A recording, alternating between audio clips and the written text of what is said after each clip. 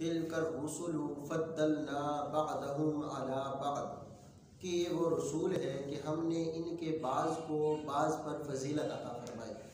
اللہ تعالیٰ کے جتنے نبی رسول آئے اللہ نے ان کے بعض کو بعض پر فضیلت عطا فرمائی۔ فرمایا وَمِنْهُمْ مَنْ كَلَّمَ اللَّهُ وَرَفَعَ بَعْضَهُمْ دَرَجَاتٍ، ان میں سے کچھ وہ ہیں کہ ان سے رب نے کلام فرمایا، اور ان میں سے کچھ وہ ہیں جن کے درجوں کو بلند فرمایا۔ جتنا ذات کلیم اور ذات حبیب میں فرق ہے اتنا ان کے کلام میں بھی فرق ہے۔ حضرت موسیٰ علیہ السلام عرض کرتے ہیں اِنَّا مَعِیَ رَبِّی، کہ میرے ساتھ میرا رب ہے، لیکن محبوب فرماتے ہیں اِنَّ اللَّهَ مَعَنَا، اللہ ہمارے ساتھ ہے۔ سبحان اللہ۔ کلیم پہلے اپنا ذکر، بعد میں اللہ کا ذکر، اور محبوب پہلے اللہ کا ذکر فرماتے ہیں بعد میں اپنا ذکر کرتے ہیں۔ سبحان اللہ۔ حضرت موسیٰ علیہ السلام کی قوم کو پیاس لگی تو اللہ تعالیٰ نے ان کے لیے پتھروں سے پانی جاری فرما دیا، لیکن ادھر حضور کی یہ شان ہے، حضور کا یہ مقام ہے کہ انگلیاں ہیں فیض پر، ٹوٹے ہیں پیاس سے جھوم کر، ندیاں پنجاب رحمت کی جاری ہے، واہ واہ سبحان اللہ۔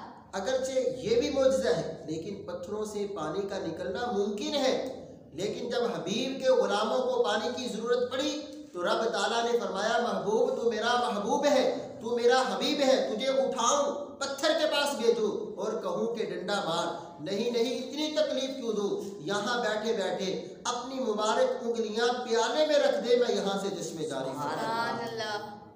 اسی طرح اعلیٰ حضرت رحمۃ اللہ علیہ اسی بات کی طرف اشارہ کرتے ہوئے فرماتے ہیں انگلیاں ہیں فیض پر، ٹوٹے ہیں پیاس سے جھوم کر، ندیاں پنجاب رحمت کی جاری ہیں، واہ واہ سبحان اللہ۔ حضرت موسیٰ علیہ السلام اپنی قوم سے 40 دن دور رہے تو قوم بت پرستی میں مبتلا ہوگی، اور حبیب علیہ السلام صدیاں بیت گئی، حضور فرماتے ہیں مجھے کوئی خطرہ نہیں ہے کہ میرے بعد تم شرک کرو گے۔ سبحان اللہ۔ حضرت موسیٰ علیہ السلام کو رب نے فرمایا کہ اگر تم نے کتاب لینی ہے تو طور پر آؤ، اور حبیب جدھر جاتے ہیں جبریل قرآن لے کر ادھر چلا سبحان اللہ۔ سیدنا موسیٰ علیہ السلام کی یہ شان ہے، یہ مقام ہے کہ اللہ نے ان سے کلام فرمایا، اور حبیب کو اللہ تبارک و تعالیٰ نے، حبیب سے اللہ نے کلام بھی کیا، ان کو زیارت بھی کروائی۔ سبحان اللہ۔ موسیٰ علیہ السلام خود عرض کرتے ہیں یا اللہ میں تیرا کلیم ہوں، محمد تیرے حبیب ہیں، فَمَا الْفَرْقُ بَيْنَ الْكَلِيمِ وَالْحَبِيبِ، کلیم اور حبیب میں فرق کیا ہے؟ رب فرماتا ہے کلیم وہ ہے جو خود چل کے طور پہ آئے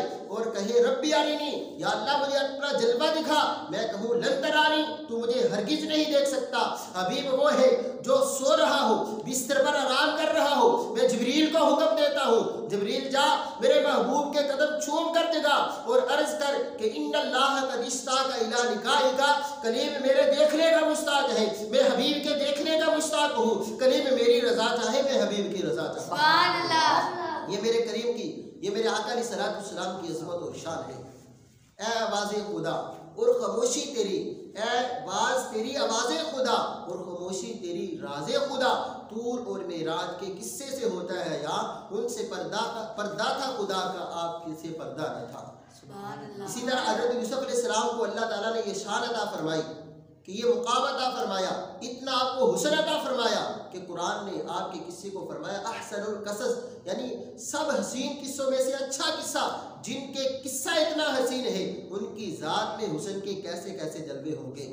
لیکن میاں محمد صاحب فرماتے ہیں کہ حضرت جناب یوسف بھی حضور کی بارگاہ میں عرض کرتے ہیں کہ بے شک حسن زیادہ میرا کل جہانہ نہ لو، نہیں زیادہ قیمت میری تیریاں زلفاں نہ لو۔ سبحان اللہ۔ بے شک حسن زیادہ میرا کل جہانہ لا لو، نہیں زیادہ قیمت میری تیریاں زلفاں نہ لو، 3 مہینے رجی خلقت ویکھ یوسف کر آنی، او جینا نبی محمد ڈٹھا رج گیا دوئی جہان۔ یوسف علیہ السلام کو حسن کو دیکھ کر بھوک مٹتی ہے، لیکن تیرے اور میرے آقا کو دیکھنے کی کیا شان ہے، کیا مقام ہے۔ حضور فرماتے ہیں لا تمس النار مسلمن رآنی اور رآ من رآنی، فرمایا جس نے مجھے دیکھا، میرے دیکھنے والے کو دیکھا، اسے جہنم کی آگ نہیں چھوئے گی۔ اعلیٰ حضرت فرماتے ہیں کہ حسن یوسف پہ مصر میں کٹی گشت دنا، سر کٹاتے ہیں تیرے نام پہ مردان عرب۔ سبحان اللہ۔ ادھر نام محمد ہے، ادھر حسن یوسف ہے، ادھر مصر کی عورتیں ہیں، ادھر عرب کے جوان ہیں، ادھر انگلیاں کٹ رہی ہیں، یہاں ارادتاً سر کٹاتے جا رہے ہیں۔ یہ میرے آقا کی شان ہے، یہ میرے آقا کا مقام ہے۔ حضرت سیدنا یوسف علیہ السلام کی قمیض یعقوب علیہ السلام کی بینائی واپس کر رہی ہے، ادھر نبی پاک علیہ السلام کی نالین پاک کی خاک سے لگنے والی مٹی یہودی کو آنکھیں دے رہی ہے۔ سبحان اللہ۔ یوسف علیہ السلام کی یہ شان ہے، یہ مقام ہے کہ آپ جس گلی سے گزرتے وہ گلیاں جگمگا اٹھتی، اتنی روشن ہو جاتی جیسے دن چڑھ گیا ہو، لیکن تیرے اور میرے آقا کے حسن کی یہ شان ہے، یہ مقام ہے۔ صحابہ فرماتے ہیں فَإِذَا هُوَ أَحْسَنُ عِنْدِي مِنَ الْقَمَرِ کہ جب نبی پاک علیہ السلام کا جو چہرہ تھا وہ چاند سے زیادہ حسین تھا۔ سبحان اللہ۔ اسی طرح کریم آقا علیہ السلام کی یہ شان ہے، یہ مقام ہے کہ حضرت سیدنا یوسف علیہ السلام کو حسن کو دیکھ کر انگلیاں کٹ رہی ہیں، ادھر آپ کی انگلی کو دیکھ کر چاند کے ٹکڑے ہو رہے ہیں۔ سبحان اللہ۔ حسن یوسف سے بڑھ کر تھا حسن مصطفیٰ، حسن یوسف سے بڑھ کر تھا حسن مصطفیٰ، بات یہ تھی کہ ان کا دیکھنے والا نہ تھا۔ سبحان اللہ۔ مولانا روم فرماتے ہیں کہ جبریل علیہ السلام کو حضور نے فرمایا کہ جبریل اپنا سارا حسن دکھاؤ، تو انہوں نے اپنے 600 پروں کو پھیلا دیا اور حضور نے دیکھا۔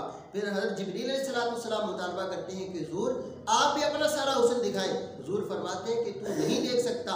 جبریل زبانی حال سے کہتا ہے قلبت مشارقہا ومغاربہا، یا رسول اللہ میں نے مشارق اور مغارب کو دیکھا، میں نے مشرق مغرب کو دیکھا، شمال اور جنوب کو دیکھا، زمین و آسمان کو دیکھا، میں زمین اور آسمان کے چپے چپے کو دیکھا۔ فرماتے ہیں کہ یا رسول اللہ آپ جیسا حسین میری آنکھ نے دیکھا جی۔ سبحان اللہ۔ دعا ہے کہ اللہ تعالی ہم سب کو نبی پاک علیہ السلام کی عظمت اور شان سے